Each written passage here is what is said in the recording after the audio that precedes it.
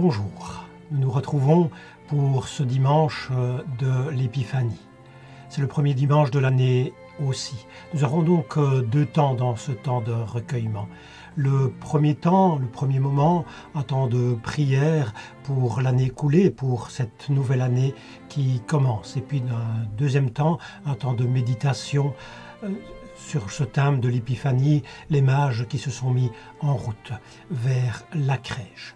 Mais nous voulons entrer dans ce moment de méditation, de lecture de la Bible, de prière, par un chant de Noël.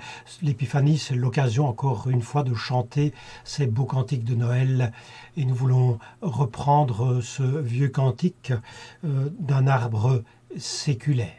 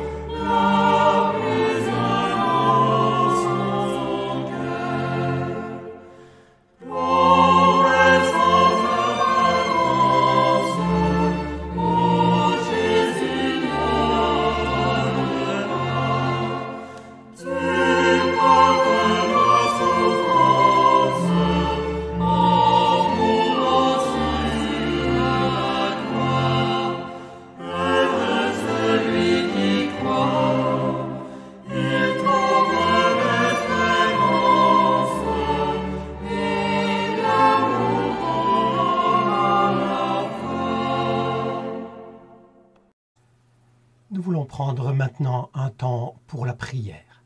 L'année écoulée restera certainement dans nos mémoires, mais probablement pas pour ses bons côtés. L'année qui vient, nous l'espérons certainement meilleure.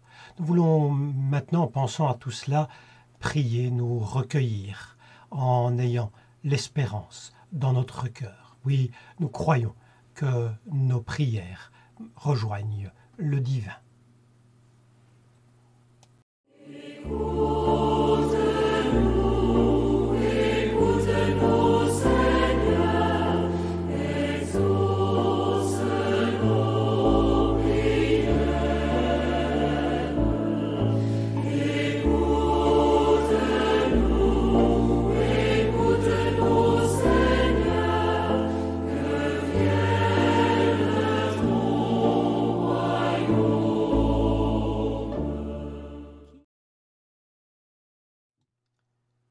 Seigneur, maître du temps, le temps est venu pour nous de tourner la page d'une année écoulée.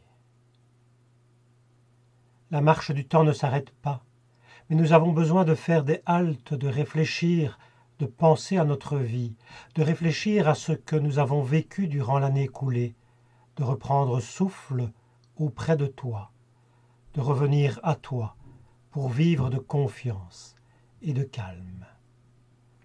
Nous avons une pensée toute particulière pour les personnes qui se sont éteintes.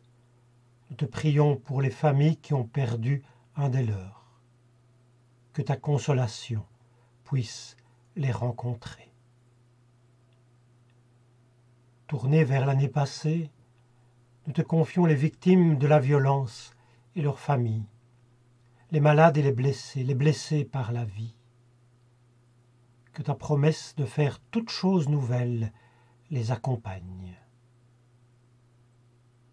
Nous déposons devant toi aussi toutes les inquiétudes, celles des parents pour leurs enfants, celle des personnes en recherche de travail et de reconnaissance, celle des personnes plus âgées pour le lendemain, et toutes celles que chacun formulera dans son cœur, où tu l'entendras.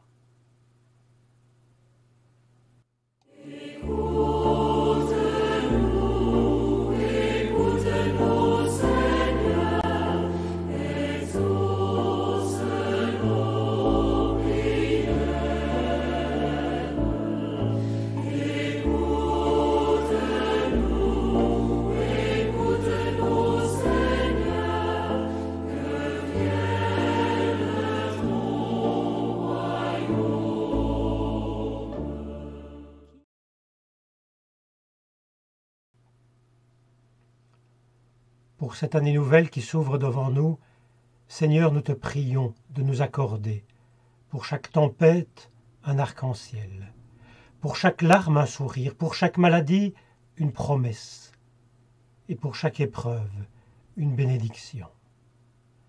Envoie-nous, pour chaque épreuve que la vie nous impose, un ami, une amie fidèle à qui nous puissions nous confier, pour chaque pleur, une chanson de réconfort et une réponse pour chaque prière.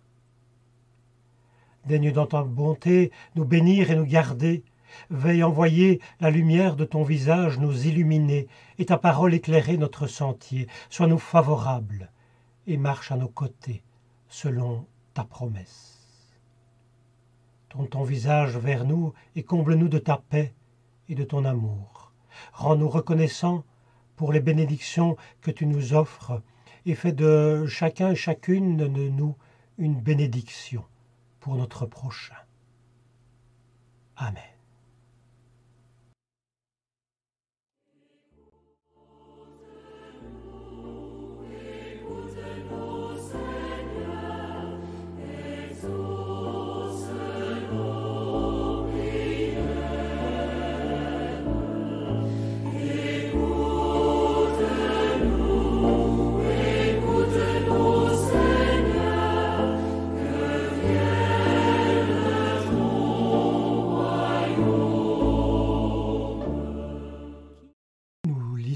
Dans l'évangile de Matthieu au chapitre 2, les 12 premiers versets.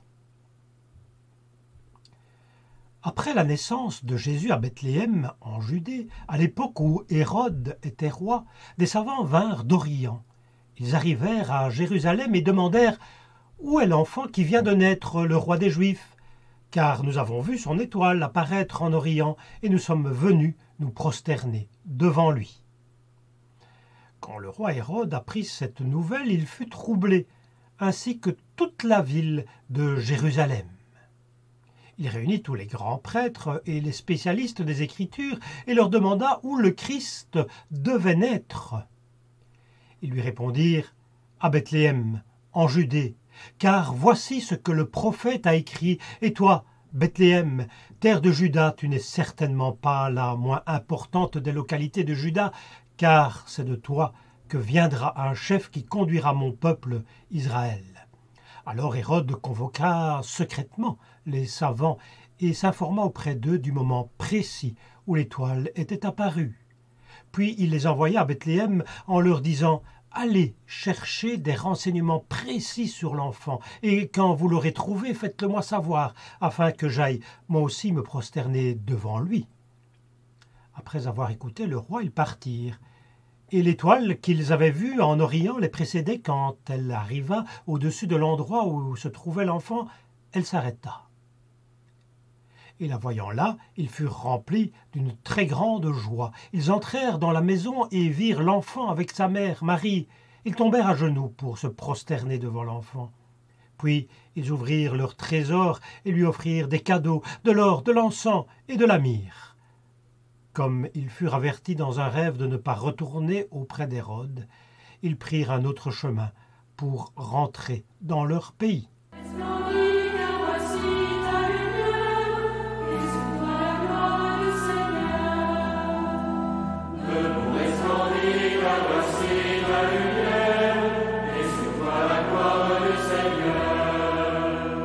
Lève les yeux et regarde au loin, que ton cœur tressaille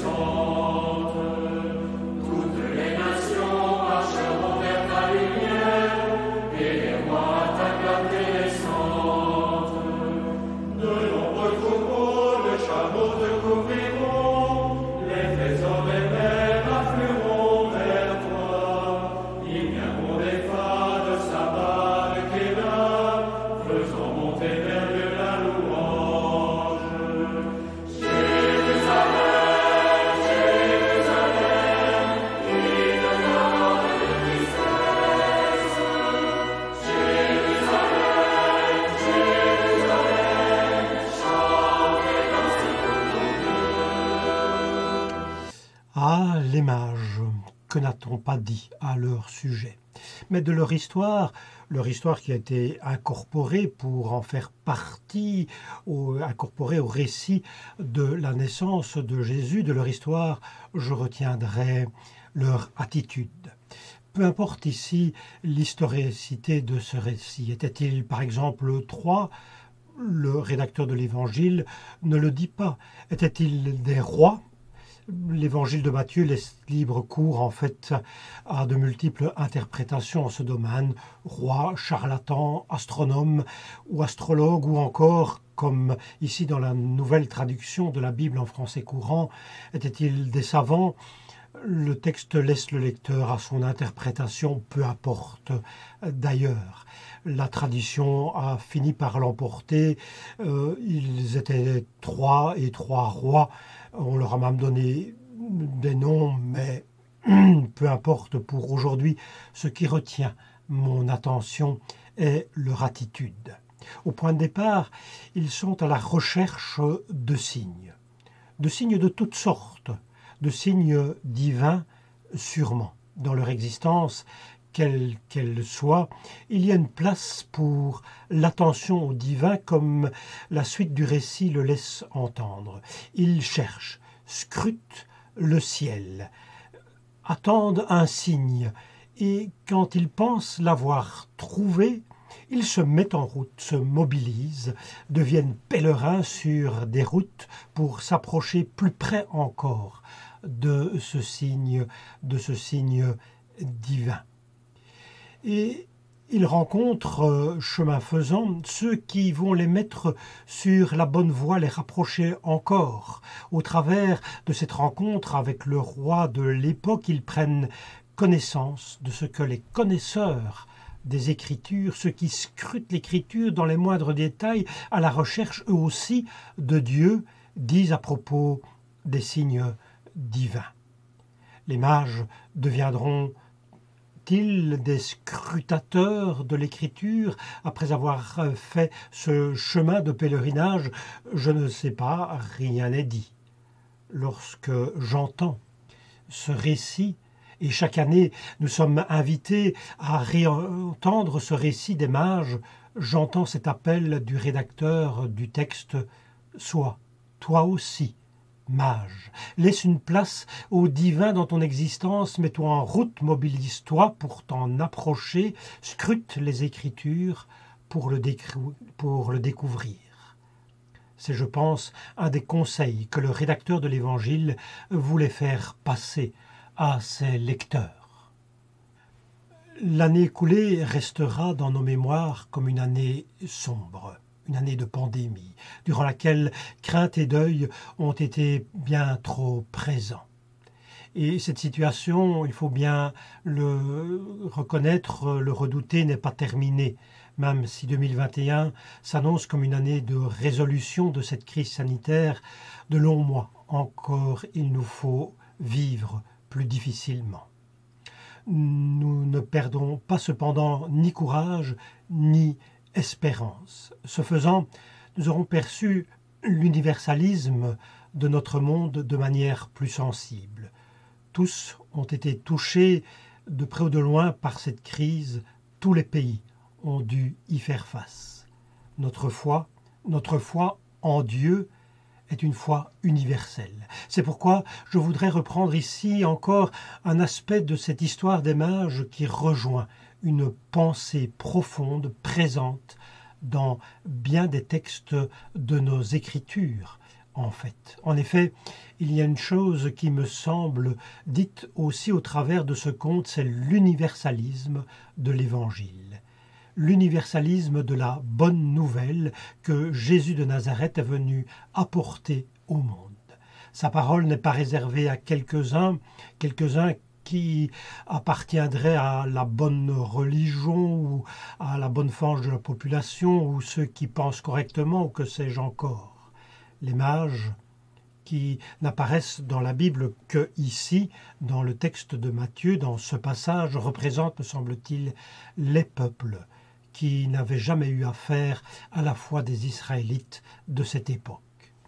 Je pense que l'étoile représente un signe du ciel.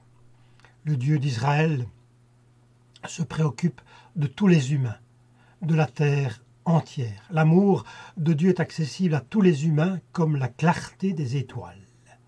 Le monde nouveau est pour tous. Ce récit dans lequel les mages apparaissent vient souligner, reprendre, redire une pensée qui est en fait fort ancienne et reprise dans bien des textes de l'Ancien Testament. L'amour de Dieu est pour tous. Dieu est présent pour tous. Pour les chercheurs de Dieu, quels qu'ils soient, oui, sûrement, mais aussi pour les autres. Ainsi, sous le couvert d'une légende, Matthieu fait une déclaration théologique fort importante. L'amour de Dieu est pour tous. Dieu est présent à tous. Il s'agit là de la portée que l'on a aussi qualifiée d'interculturelle du message de Jésus. Dieu règne sur la terre entière. Cela est souligné dans la Bible, cette pensée d'universalisme est soulignée dans la Bible dans toutes sortes de récits, de toutes sortes de façons. Il y a très clairement dans la Bible cette pensée que Dieu fait éclater les carcans et les a priori. C'est cela l'universalisme. Il utilise des hommes et des femmes là où on ne s'y attend pas. C'est cela aussi l'universalisme. Il y a par exemple Melchisédek qui vient de nulle part pour bénir Abraham. Il y a Job qui est exemplaire dans sa foi alors qu'il n'appartient pas au peuple d'Israël. Que dire aussi de Jonas par exemple? C'est un petit conte, mais un petit conte bien intéressant où Jonas va d'une certaine manière annoncer le salut dans une ville étrangère. Plusieurs maximes du livre des Proverbes sont issues de sagesse en dehors du peuple d'Israël. Que dire aussi du roi Cyrus, ce roi perse que Dieu appelle son oint, c'est-à-dire son Christ, son Messie, son envoyé. Et dans les évangiles aussi, il y a cette même pensée d'universalisme qui est reprise, qui est soulignée, comme cette femme syro-phénicienne ou le centurion dont Jésus dit que même en Israël, il n'a pas trouvé d'aussi grande foi. Jésus n'est pas l'homme d'une institution, ni d'un peuple, ni d'une religion. Au nom de la mission reçue du Père, il va vers tous ses frères humains, sans exclusive ni discrimination. Il y a encore, pour souligner cela, cet homme qui chasse les démons au nom de Jésus, mais qui ne fait pas partie du cercle des disciples. Et Jésus dit à ses disciples de ne pas l'empêcher. Cela souligne encore une fois cet universalisme de la bonne nouvelle. Chez Matthieu, l'adoration des mages nous rappelle la dimension universelle de la venue de Jésus, du message de Jésus. La bonne nouvelle est pour tous, et Dieu va à la rencontre de ceux qui le cherchent, où qu'ils soient, quels qu'ils soient. Alors ne mettons pas de barrière là où il n'y en a pas. Ne mettons pas de limite à Dieu. L'apôtre Paul le dit aussi à sa manière lorsqu'il dit dans l'épître aux Galates « Il n'y a plus ni juif, ni grec, ni esclave, ni homme libre, ni homme, ni femme, car vous êtes un en Jésus-Christ. » Oui, nous sommes un en humanité, hommes et femmes un à la recherche de Dieu. Alors soyons mages, guettons les signes de notre Dieu en cette nouvelle année. Certainement, il nous bénit. Amen.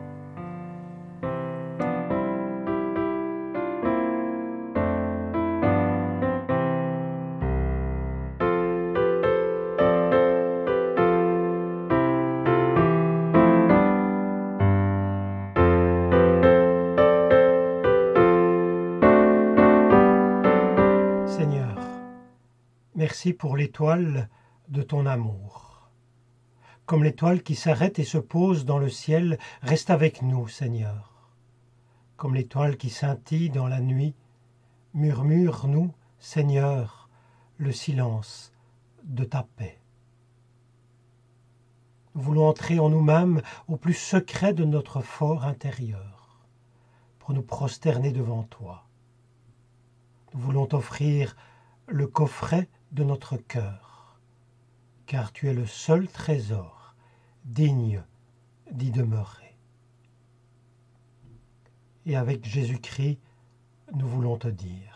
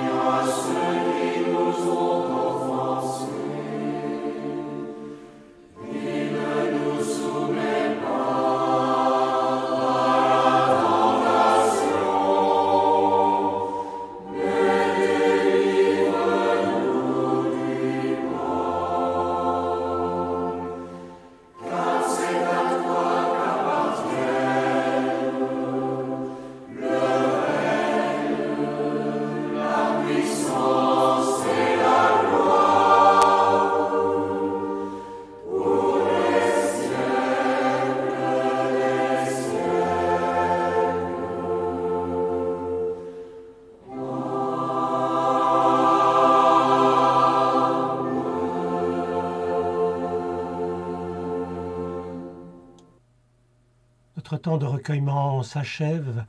Nous voulons terminer par cette prière bénédiction. Nous cheminons avec nos sœurs et nos frères humains. Seigneur, nous te prions. Demeure notre étoile et notre guide sur tous les chemins de la vie. Donne-nous d'être pour chacune et chacun un signe de ton amour, que ta grâce nous accompagne et que toute notre vie en soit le reflet et le témoignage. Sans nous lasser, à la recherche de la lumière, accorde-nous ta paix. Amen.